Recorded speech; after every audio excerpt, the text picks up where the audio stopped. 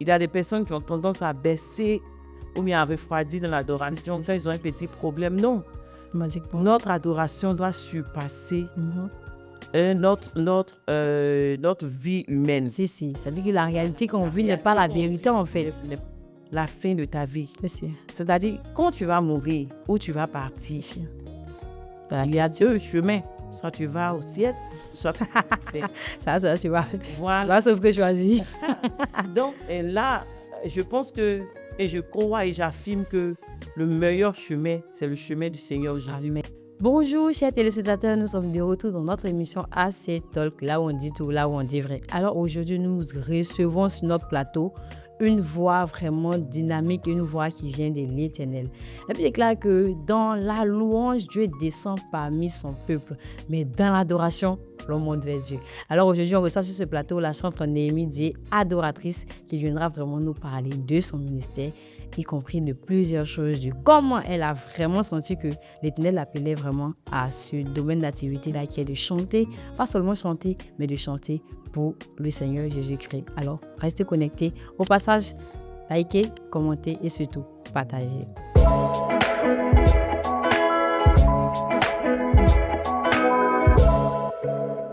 Alors, bonjour, Chante Néhémie Dié, comment vous allez? Bien, bonjour. Vraiment ravi de vous revoir. Voilà, ravi de vous revoir. Ça a été vraiment un plaisir pour moi de vous annoncer lors du concert de la chanson de Jamila qui était, je crois, ce 28 septembre 2025. Ça a été vraiment une grâce pour moi.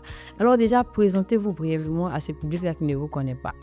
D'accord, shalom à tous, shalom à vous et merci pour l'occasion. Merci. Voilà, moi c'est la chanteuse Néhémie Dié, adoratrice du Seigneur Jésus. Voilà. Ou à quel moment vous avez commencé à chanter pour l'Éternel? Avant d'être vraiment chanteur sur la toile, comment ça a commencé? Ça a commencé depuis toute petite. D'abord, j'ai commencé avec les parents quand ils partaient à l'église. Moi, mes parents sont de l'église céleste. Voilà, et je les suivais. Voilà. Donc là-bas, j'ai fait la chorale. Après ça, j'ai transfugé, si on peut dire ainsi, à l'église évangélique. Wow. Voilà, une église évangélique, un ministère de la place où je partais avec mon grand frère. Voilà, comme je devais passer au secondaire, donc je vivais avec lui et je partais avec lui dans son église. Donc là-bas, j'ai commencé à faire l'œuvre du Seigneur dans le groupe musical. Donc, et c'est après ça aussi, voilà, ça change au fur et à mesure. On évolue en fait. Voilà. Et après ça, je suis passée maintenant à mon église locale où je suis jusqu'à présent. Et là, ça a été depuis 2009. Wow. Donc, 16 ans environ. Wow. Voilà. Et là-bas, je suis chante jusqu'à présent. Voilà. Donc, c'est comme ça que le ministère a commencé. Donc là, maintenant, vous sortez sur les réseaux à quel moment? 2000, combien en fait? Sur les réseaux, il n'y a pas longtemps, puisque mon premier maxi single est sorti en juin. Okay, le titre Magnifique Père. Magnifique Père. Voilà, donc c'est là que tout a commencé. Mais avant ça, on avait organisé un moment d'adoration. Et c'était en avril, en Pâques, le 20 avril, dimanche d'avril. Oui. Voilà, donc c'est ça, on veut voir c'est comme une release party du fait sortir en fait. Voilà, donc c'est là que ça extraordinaire. Alors, dans ce milieu de musique gospel, qui vous influence plus ou qui vous a influencé, qui vous a impacté durant ces grosses têtes, comme dans l'habitude, je dis chez nous en Côte d'Ivoire, dans les grosses têtes du gospel, qui vous a vraiment impacté? C'est vrai, d'autres diront que peut-être mes choix, c'est par rapport à leur capacité vocale. Mais moi, je ne me lie pas seulement à la capacité vocale, mais surtout à la vie spirituelle. Waouh, c'est ça, la parce que c'est très important. Et le modèle que ces personnes-là reflètent. Voilà, mais je pense que l'Esprit de Dieu qui est en nous nous permet de détecter quel genre de personnes sont en face de nous, bien qu'on voit. Donc moi, mes deux modèles, mon premier modèle humain, parce que le parfait modèle, c'est le Christ. Yes. Voilà, donc mon premier modèle humain, c'est Maman Constance. Wow. Voilà, et la deuxième, c'est Dena Moana. Wow. Ce sont des grosses têtes, en fait. Là. C'est la cible. Je ne sais pas comment on dit ça, mais en fait, ce sont les pépites. Il faut dire que vraiment, nous sommes bénis par le ministère de ces dames-là. À la voix même, on sent qu'il y a vraiment... Et vous avez fait aussi l'école d'adoration avec moi, Constance. Ok, comment ça s'est passé? Très bien, vraiment. C'est une très bonne école qui nous pousse à nous imprégner dans la parole de Dieu. Yes. Voilà, parce qu'à la première écoute, on va penser que non, on part là-bas pour apprendre à chanter. Non. Et là, moi-même, ça m'est arrivé. Quand j'ai commencé les cours, j'ai vu que... Tes oreilles avaient entendu, mais tes yeux ont vu. Quand je suis arrivée, ce n'était pas la musique en tant que telle, bon, juste pour aller bosser. Non, mais pour apprendre... Comme une éducation derrière la parole de Dieu. Chaque jour, on était imprégnés dans la parole. En tout cas, c'est une merveilleuse école que je conseille à tout le monde. Et durant vos processus, c'est-à-dire de l'Ecodim, après au Grand Temple, après dans une église locale maintenant où vous servez comme lévite, quelles ont été vraiment les saisons qui vous ont vraiment marqué? Les saisons qui m'ont vraiment marqué. Alors, qui vous ont plus marqué? Je peux dire que c'est... Depuis 2009, c'est la prison, parce que là, je pense que cette décision-là a été vraiment ma décision, puisque la première, je suivais les parents, la deuxième, je suivais mon frère, mais à partir de 2009, c'était mon propre choix. J'ai pris conscience. Voilà, j'ai pris conscience maintenant de ce ministère-là que je faisais, et là, j'ai commencé à comprendre que c'était pas un jeu. Voilà, donc je vois que c'est cette mesure jusqu'à prison, voilà. Donc, ce sont les défis que vous avez rencontrés. Les défis. Wow. C'est pas facile, hein? Surtout quand on est dans un groupe musical, on doit s'adapter à plusieurs choses. Et je pense que c'est aussi la formation. C'est ça. Voilà, c'est aussi la formation. Voilà, peut-être que on ne te verra pas comme une personne ayant un niveau vocal élevé, mais je pense que c'est pas ça le plus important. Le plus important, c'est de demeurer toujours ferme dans cet appel-là qui est lié à ta vie. Voilà, destinée, tout ça. Voilà, donc je pense que les défis, c'est un tremplin. Alors, pensez-vous que la musique gospel, la musique chrétienne, a vraiment sa place sur les plateformes de téléchargement partout, en fait?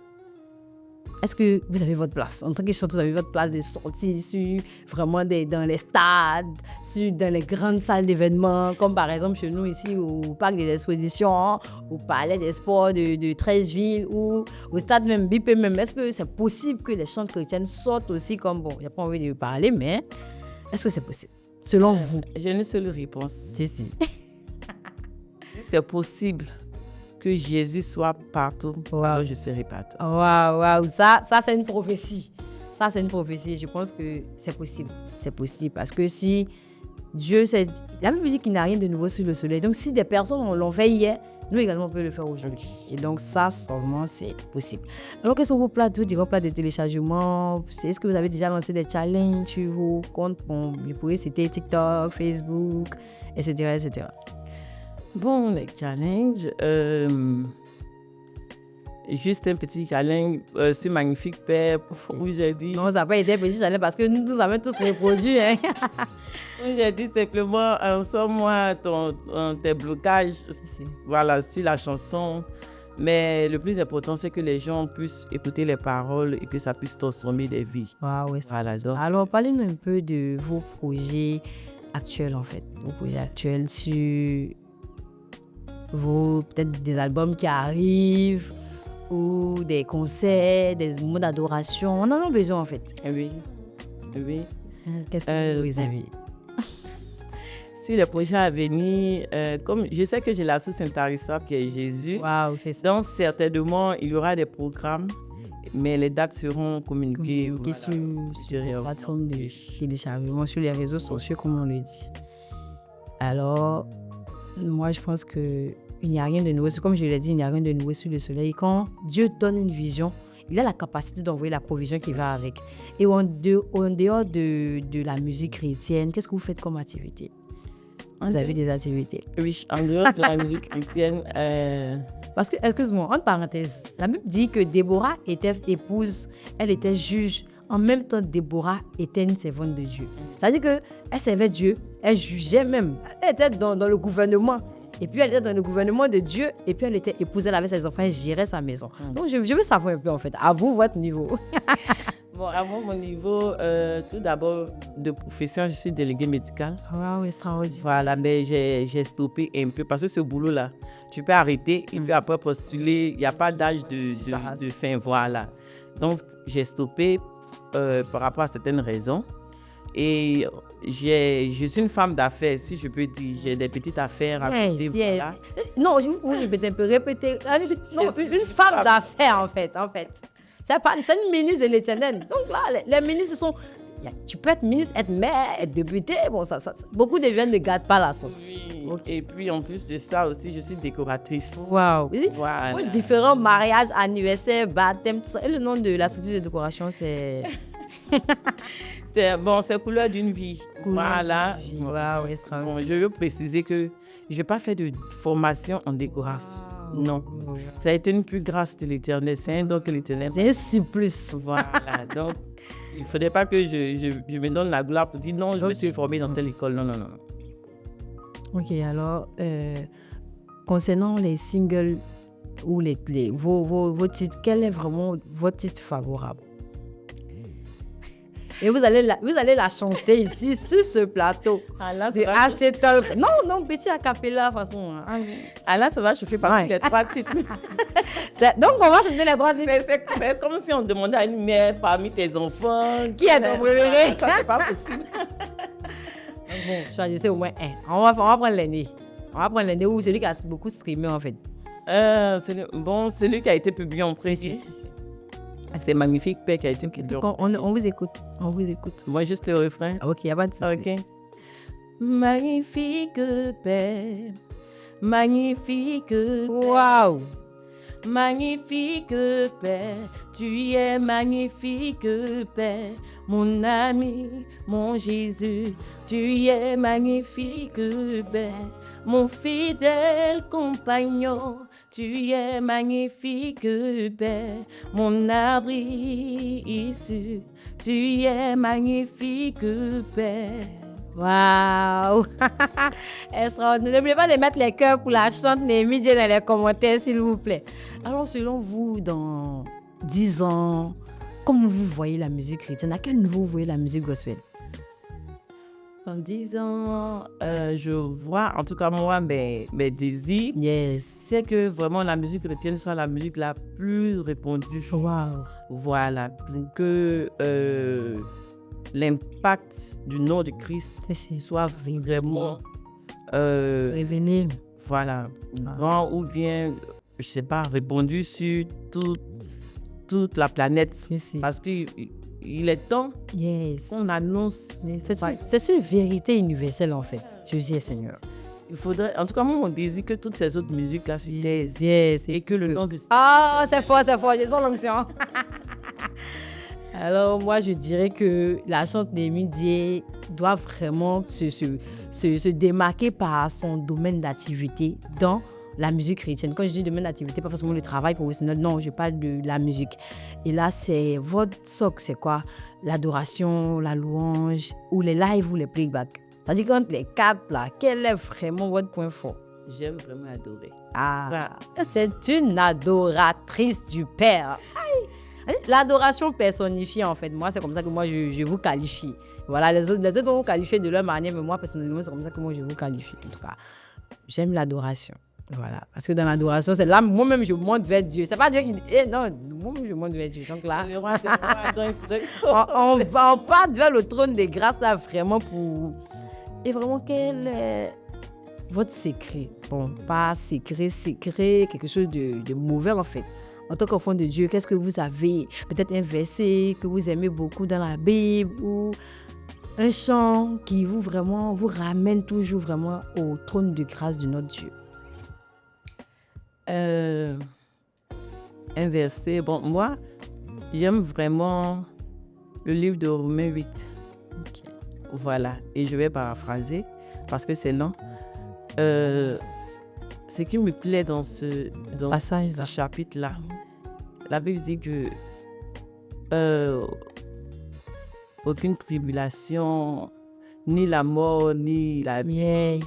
ni en tout cas, ni autre, je sais pas si on peut dire même dans un français léger, ni la maladie, Yes. ni même les douleurs de ce monde, rien ne pourra nous séparer de l'amour de Jésus, de Dieu manifesté en Jésus. C'est. Voilà. Et c'est fort, c'est fort. Pourquoi? Parce que il y a des personnes qui ont tendance à baisser ou bien à refroidir dans l'adoration quand ils ont un petit problème. Non. Magiquement. Notre adoration doit surpasser notre vie humaine. Si. C'est-à-dire que la réalité qu'on vit n'est pas la vérité, en fait. Ce n'est pas la vérité. Yes. C'est Et pas ce que puis... l'Éternel a prévu. Si. Mais il veut simplement tester notre capacité de pouvoir résister. Yes. Car c'est une prophétie et C'est que ça accomplira quel que soit le temps. voilà. Donc il faut résister. Yes, Il alors. faut l'adorer en tout temps. Dans la Bible, il faut l'adorer en tout temps. Est-ce que vous pouvez laisser un conseil à nos différents téléspectateurs selon vous? C'est-à-dire que pendant que vous êtes là, qu'est-ce que vous ressentez de dire vraiment à ce téléspectateur? Ceux qui vont regarder l'émission, qui regardent même actuellement, qu'est-ce que vous pouvez leur dire comme mot de fortification? Ce qui manque à mon cœur, c'est de dire à quelqu'un ce matin que le fait d'avoir choisi le Seigneur, ce n'est pas, comme les gens le disent, un petit secours, non. Mais c'est une décision qui déterminera la fin de ta vie.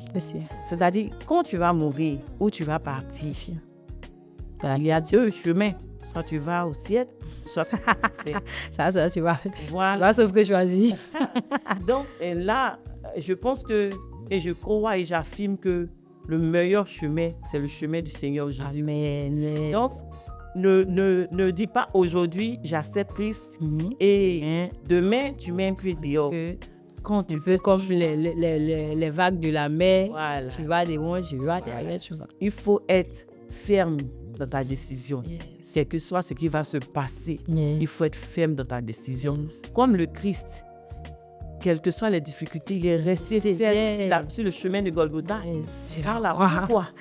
Pour pouvoir nous donner la vie en abondance.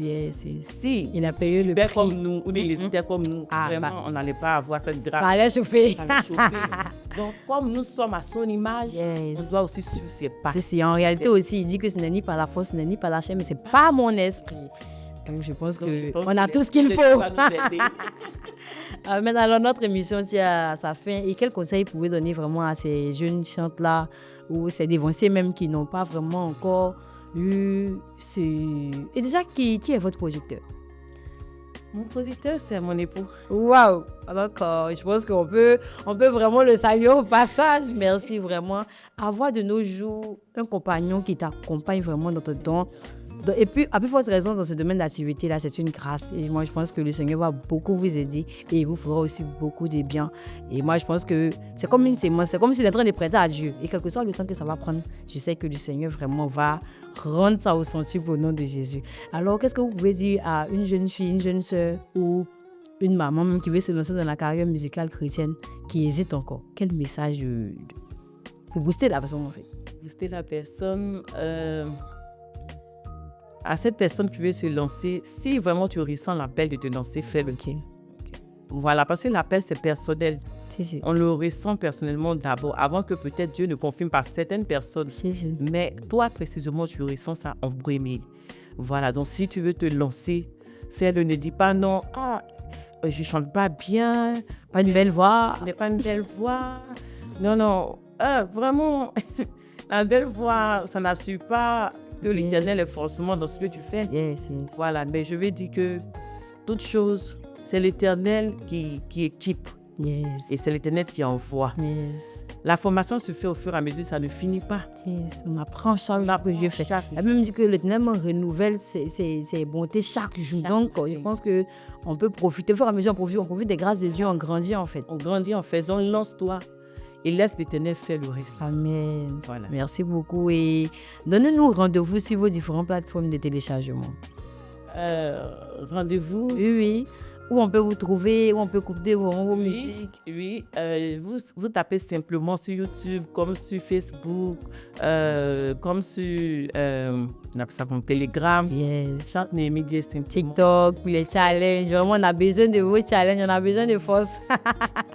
Ok, alors notre émission tire à sa fin. Vraiment, nous sommes au cours de notre émission et ça a été vraiment un réel plaisir pour nous de vous recevoir sur notre plateau AC Talk. Merci beaucoup et que le Seigneur vous bénisse abondamment. Et on fait un coucou au public. Merci beaucoup. Au passage, likez, commentez, surtout partagez.